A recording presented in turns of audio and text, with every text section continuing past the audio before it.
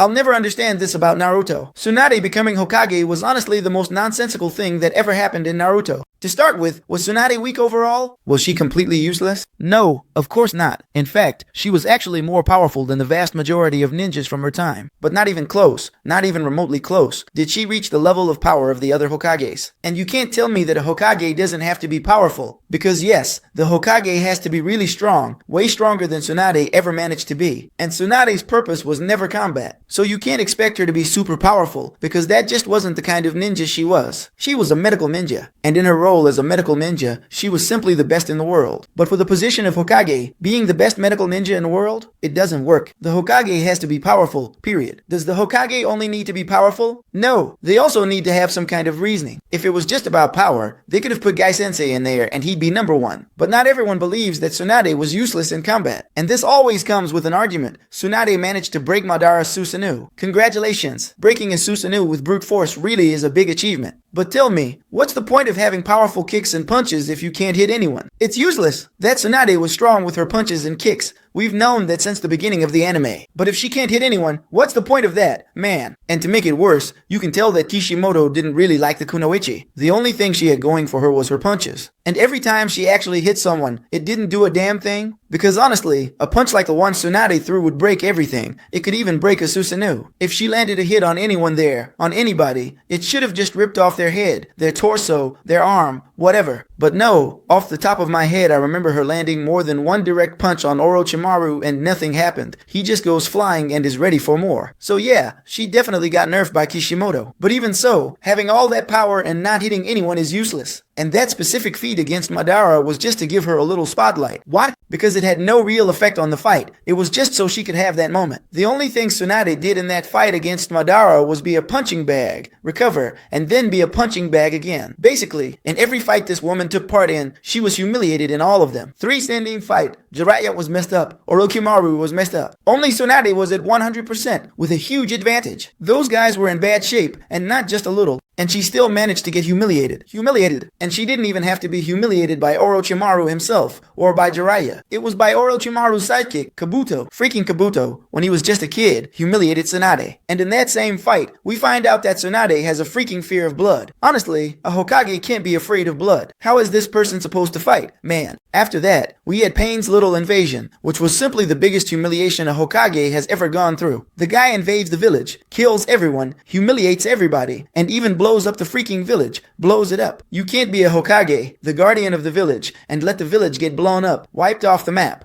And let's be real, she did her job as a medical ninja. She saved a bunch of people there with her summoning jutsu. But when it came to actually protecting the village, nothing. What should Tsunade have been? The head of the village's medical ninjas. That would have been great. But when it was her time to step up as Hokage and face Pain, even after Pain had already wrecked everything, people thought, now Tsunade is going to do it. Now she's going to show her strength. She's going to beat Pain up. But nope, not at all. Naruto had to come save the old lady, because if it weren't for him, man, she would have been done for with the very first hit. So, after that humiliation, there was also the fight of the 5 Hokages, which honestly was just to give the Kages a little spotlight. Just imagine if even the others who were beasts, like the Reikage and old Inoki, couldn't mess with Madara. Poor Tsunade, my god. It was laughable. If it weren't so sad, it'd be funny. He'd tear her apart and she'd heal. Tear her apart and she'd heal again. Like I said, she was the perfect punching bag. Back in her time, there really weren't many ninjas that powerful at Hokage level. At that level, it was basically just Jiraiya, who flat out refused the position. But honestly, before Tsunade, there were still about 10 others. Because if the guy wasn't Hokage level, he at least had to be bold. He had to be scary enough that people would be afraid when he showed up in the village. And not having a medical ninja as Hokage meant Pain could just show up, smack everyone around, and blow up the whole village.